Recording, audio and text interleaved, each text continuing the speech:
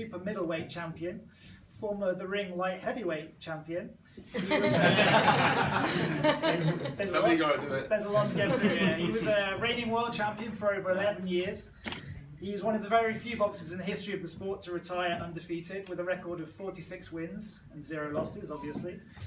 He's the pride of Wales, and also, somewhat confusingly, the Italian Dragon. He is a CBE and one-time BBC Sports Personality of the Year. Ladies and gentlemen, please give an absurdly enthusiastic welcome to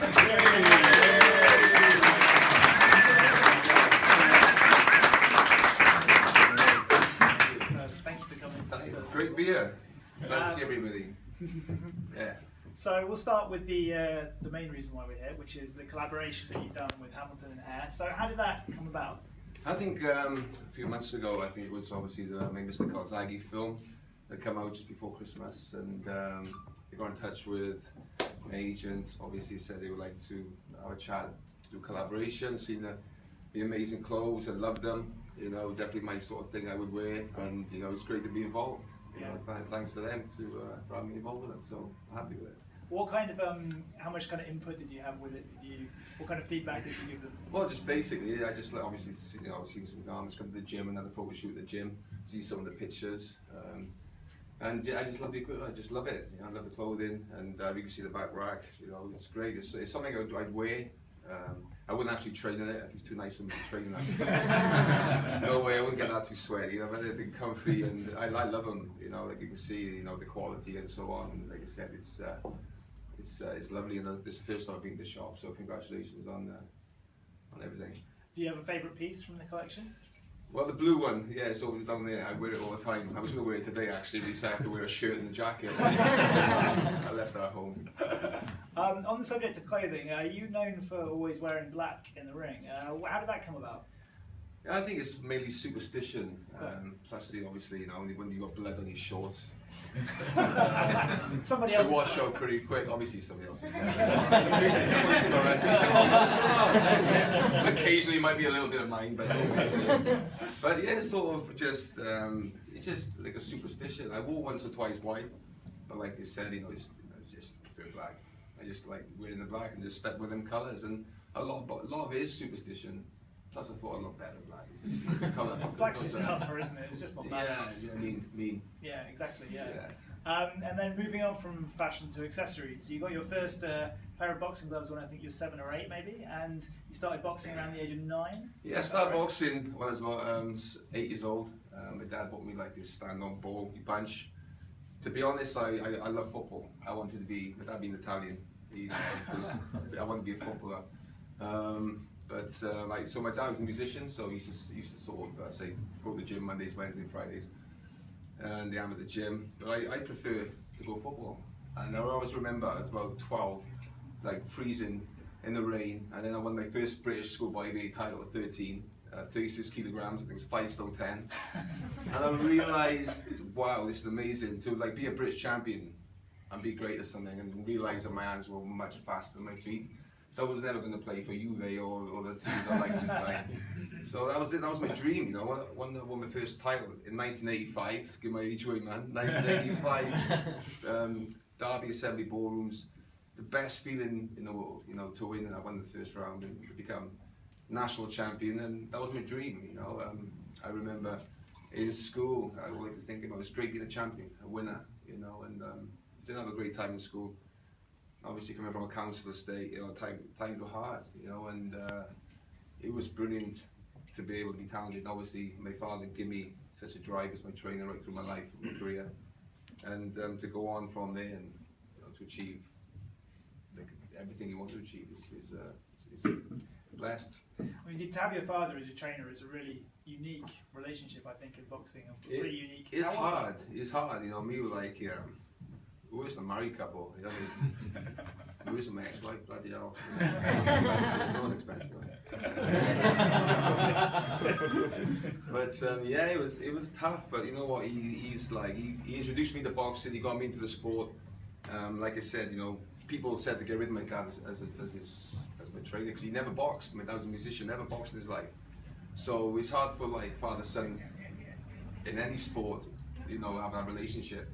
But the thing is, my father was so passionate, and him being Italian, we'd row all the time in the gym, especially when losing like 20 odd pounds for a fight, you know, when he was destroying each other. But, you know, if you watch my fights or you see my DVD, you can see the enthusiasm and the energy he has. And, you know, we had 3 world champions in a small gym in Newbridge at one time, which has never been done here. And to be honest, you know, he's done an incredible job, not just with other fighters. So, yeah, it was a great ride. You know, it was brilliant. And, you know, it was excellent. My father could share in the in my victories, you know, because if it wasn't for him, I wouldn't have boxed. My mother was totally against boxing, never seen any of my fights whatsoever, totally against it, and my father completely opposite, you know. So yeah.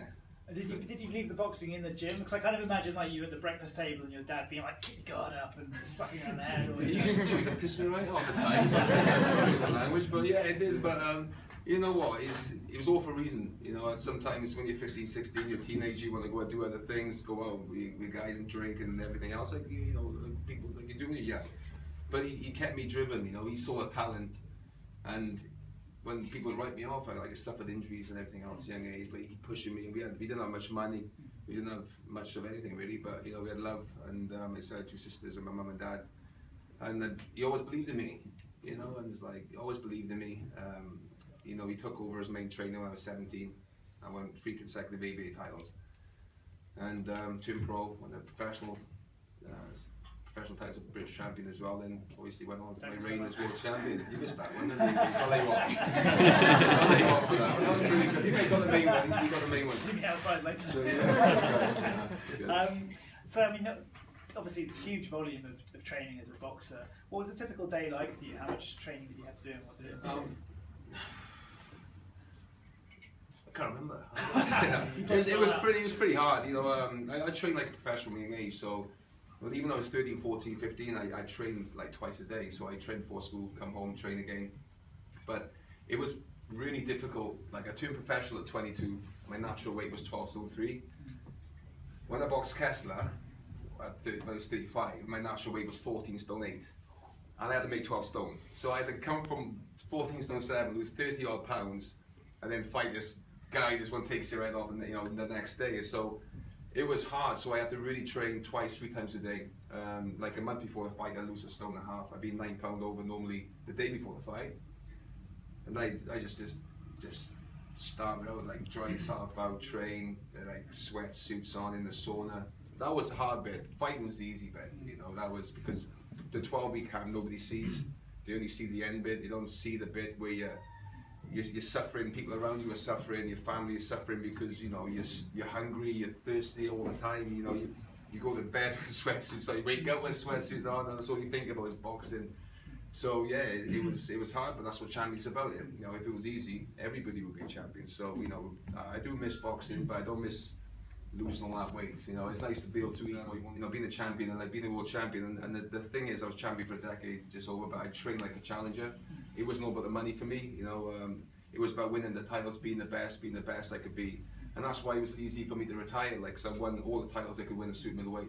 Went to America, went to Vegas, went to Madison Square Garden. Wow, you know, macro boxing for somebody who come from where I come from, to be able to box and beat the best fighters in the world. At 37, you know, and I couldn't lie to myself. I achieved everything I wanted to achieve in boxing. You know, obviously a lot of fighters will keep on for the money, which is nice, of course it is. But you know, when it comes to your health and everything else, and my children were watching me ringside and crying, you know, and a couple of scary moments in my last few fights. It was no one-way traffic. I got dropped a couple of times in my last couple of fights. Got up and won, you know. So I thought to myself, you know, quit while you're ahead, and that's very difficult in boxing, is to retire at the top. Very, very few fighters do that. You know, you see so many amazing champions, you know, go on too long. So I feel blessed that I could finish boxing on my own terms. You know, not boxing finished me. So do I miss it? Of course I miss it, but you know, I feel, like I said, feel lucky and blessed that I could, you know, not just retire but stay retired. Yeah. You know, because retiring is one thing, but everybody comes back on retirement. And of course, there's been temptation, but at the end of the day, I'm content. I'm happy. You know, and you know, International Boxing Hall of Fame, which is amazing, and all the sort of awards I've had, and it's great that people, still talk about fights today. The Lacey fight was 10 years ago. Mikkel Kessler was 9 years ago. I can't believe he'll be retired for like 7 years. Time goes so quick. But the great thing is that people still talk about your fights, and probably always will. And it's nice to leave a mark in boxing, and a good mark, not the wrong one to come back and get beat. That'll be my worst. Which I probably would. I'm very old now.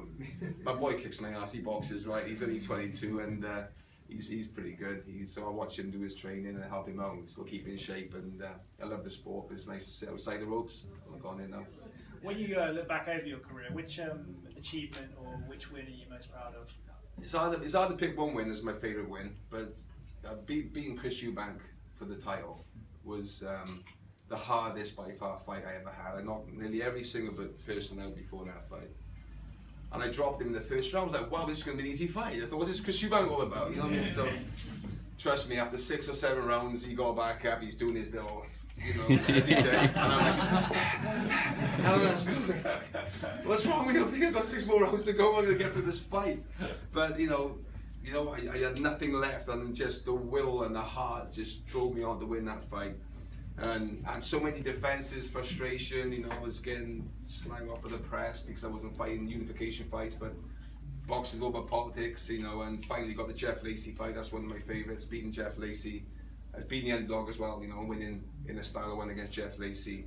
Obviously, filling up the Millennium Stadium in Cardiff and being the first super middleweight to collect all 5 belts. And going to America, going to beat Bernard Hopkins in Las Vegas, and sat there ringside with all these A-list, just where I come from was amazing, and fighting in Madison Square Garden. So I think I finished at the right time, and it's great that after all the hard work and the years of struggle, I stuck with it, and finally at the end of my career got the big fights. And I was happy with that. Quit all your head and quit on top. And how much training are you doing now that you're retired? You look like you're in pretty good shape still. Thanks. I still work out, but I just hit the bag and it doesn't hit back either, so it's good. So I just do a bit of training with my sons, and just train to keep fit. Like I said, so we'll leave an example. My boys, they like boxing. I wouldn't want them to take it up professionally, but like I said, my one boy's won the world title and he loves it, and it's a great sport. I would say, how did you used to celebrate after a win? But they were all wins. So how did you used to celebrate after a fight? I sort of I didn't really. It sort of it's weird. You have like a beer or two, and that's about it. You'd be pretty drunk after that, Bit of a lightweight. The thing is, you don't drink 12 weeks for a fight, and all of a sudden you have one beer, and I'm like, yeah. But it's weird. I didn't really like to party after a fight. I didn't. You went to after show parties and things, but because it's such a the adrenaline and euphoria and everything else, you just want to chill out, and everybody's talking to you, and you're still like, on cloud 9. It's sometimes I would be injured. Sometimes I broke my hand a couple of times, which wasn't very good. No after party, just A&E. But that was it. I just like to go on holidays and relax and just enjoy my family and kids. This is the point in the evening where I throw the microphone. There isn't a microphone over to the floor, and ask if anybody's got any questions. And hopefully I won't be met with awkward silence. I have a few spare ones in case. But does anybody have any questions for Joe? Hey. Hi Joe. Do you think Steve Collins retired early so he didn't have to defend his title against you? He did, yeah. He definitely. Well, you have to ask Steve. I don't think nothing against Steve Collins, but Steve Collins was the champion. He retired about a week or 2 before the fight, and numerous reasons. But I understand, he just beat Ben and fighters on a slide. He knew that was dangerous up and coming. And for whatever reason he retired. I'm not going to say anything bad about him. Steve Collins was a good fighter, but I was more wary of Chris Eubank because Eubank was fighting on the same card and making this comeback fight. So I was more worried of Eubank. So I had only a week to prepare for Eubank. And people say, you come in late notice, which he did, but he was already fighting on the bill. So with Eubank, he's a dangerous fighter. When you've seen the fights he's been involved with, his back's against the ropes. You never know what he's going to do. And with me, he stung me a few times in the fight. You think you're on top, and he's just a very, very strong guy, But going back to your first question, yeah. Also.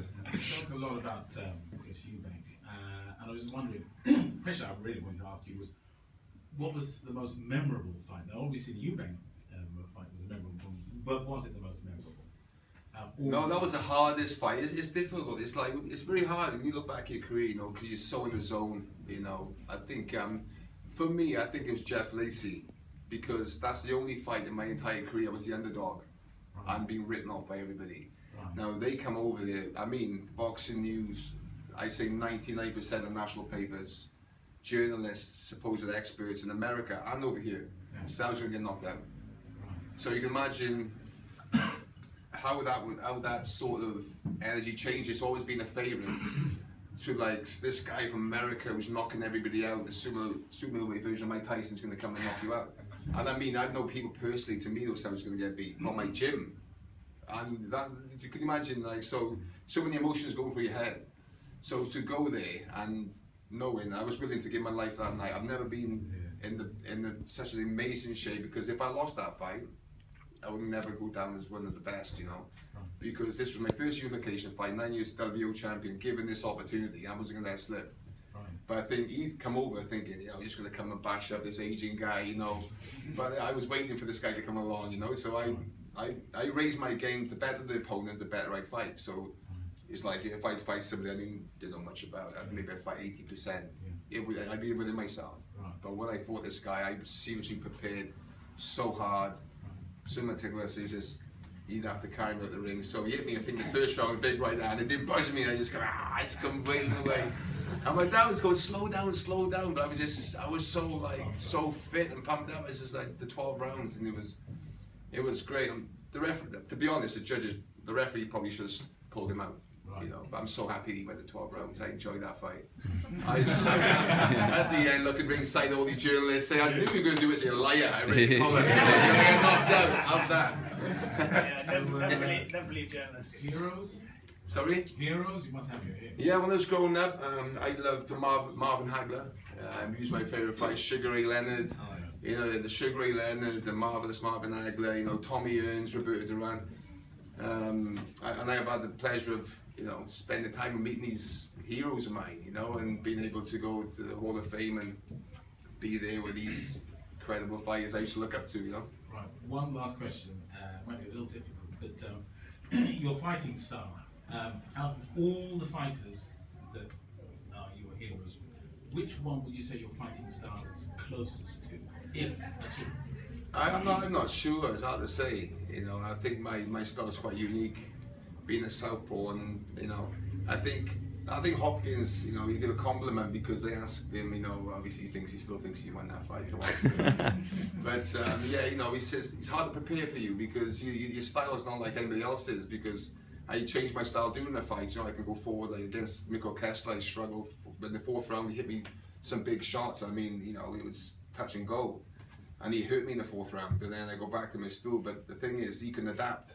Right. And he says that to me. I'm good friends with Mikko. They're really great friends now. He said, "Oh, what happened to you? You started coming out, I think you changed to a different fight." And I started moving, boxing, using my jab.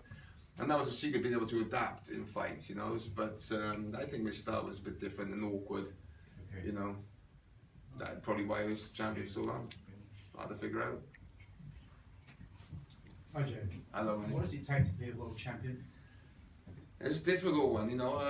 It takes talent, but it takes unbelievable dedication, sacrifice, commitment, Just psychological hunger. element to it. A massive, huge, Belief. of course. But you know, it doesn't. That all comes combined with, you know, having the talent, working hard for years. Like I said, I started boxing as an 8-year-old, so you know, quarter of a century as a fighter. And you never stop improving. You know, I was a much better fighter at the end of my career than I was 10 when I was in my 20s. Much better. So we look at my earlier fights, you know, because you become more experienced, can contain your emotions a bit more, and I was a better boxer, you know. But yeah, so I say. Joe, if you had the chance to have one more professional fight, who would you call to the ring? Who'd ever earn me the most money? I'd probably step up to it. I was going to say I'd probably step up to heavyweight, but I'm already a heavyweight probably as it is. So who'd ever pay me the most? Good question. But there's some good fighters out there, you know. I think the superweight division is not very good at the moment. I think the middleweight division, you know, with Triple G and There's a Canelo, they're good fighters. Light heavyweight division's pretty good, but I don't really watch that much boxing anymore. I don't really. No, I don't. No. Just ever tight, it's gonna be boring. For me, anyway. I'm just getting punched. Any more questions? Hi Joe, congratulations on all your success. Thank you. Obviously you were so successful. So what more do you want to achieve following your retirement for the next 20 years? Or how I don't know. Life has changed. I think it's what's difficult is when you finish boxing, people say just find something else you love. When I've been boxing since I was 8 years old, so that was my life, everything. So I wouldn't like to say you do miss it and you go through dark times, and although I thank God every day for what He's given me, my life and my beautiful family and that, and of course you miss it, but you just have to find something else you like. And for me, I still like to keep in shape as part of my life. I still like to punch the bag, hit the bag, train with my sons.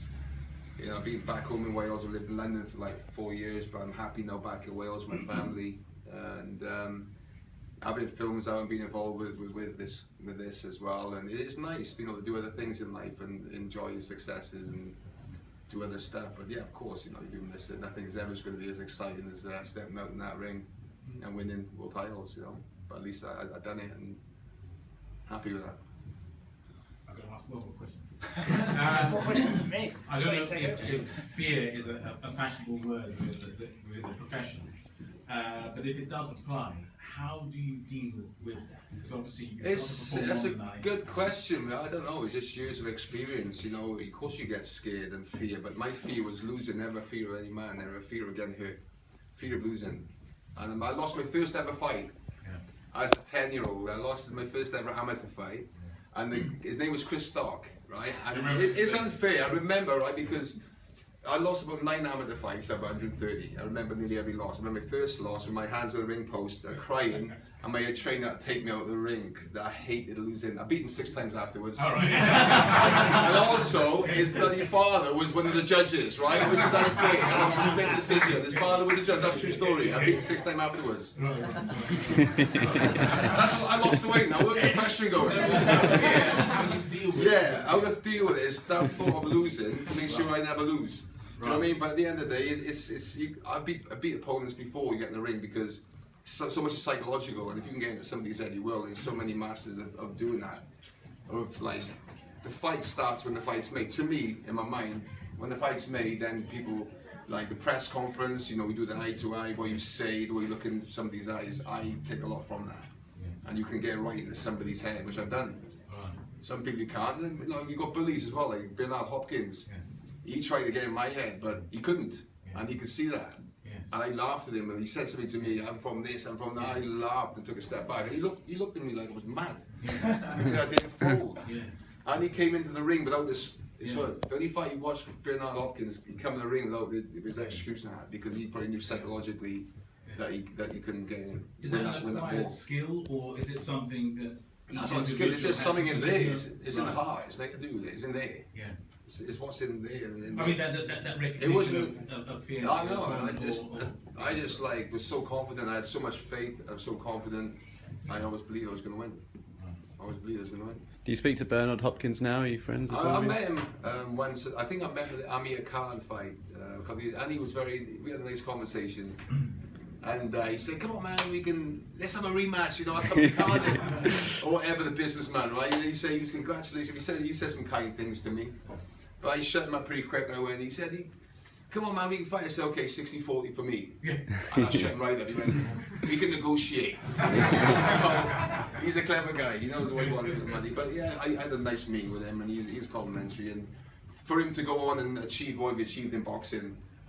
Remember when I boxed and beat him, I wasn't given the dues. People were saying that you beat an old man, but for him to be 7 years later still boxing and being the oldest world champion, it shows what a great fighter he was. And to go out there and to win against a future Hall of Famer, one of the greatest fighters in the sport, is, I say, is brilliant. I'm conscious that Joe's got to go train back to Wales in not too long, so we should probably wrap it up there. But just all that remains for me to do is thank Hamilton and Hare and Olivia for hosting us this evening. Thank you guys for coming and for your questions. And if you could also help me finally thank Joe. Thank you.